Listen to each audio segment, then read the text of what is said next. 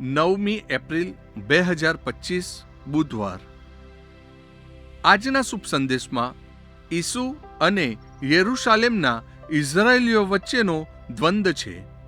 ઈસુ આ ઇઝરાયેલીઓને ઈસુને વળગી રહેવા આમંત્રણ આપે છે.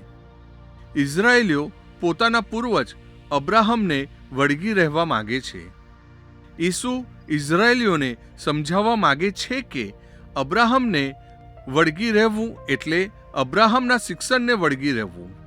અબ્રાહમ પાપ નહોતા આચરતા. અબ્રાહમ ગુલામ નહોતા પણ સ્વતંત્ર હતા. ઇઝરાયેલીઓએ આવું આચરવાનું છે. ઇઝરાયેલીઓ પોતાને પ્રભુના સંતાનો માને છે.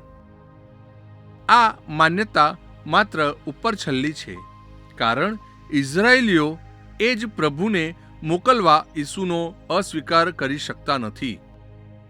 આજના પહેલા શાસ્ત્રપાઠમાં રાજા નબુખેદનેસર ઇઝરાયેલના પ્રભુનો જય જયકાર કરી શકે છે, પણ આજના શુભ સંદેશમાંના ઇઝરાયેલીઓ ઈસુનો સ્વીકાર કરી શકતા નથી.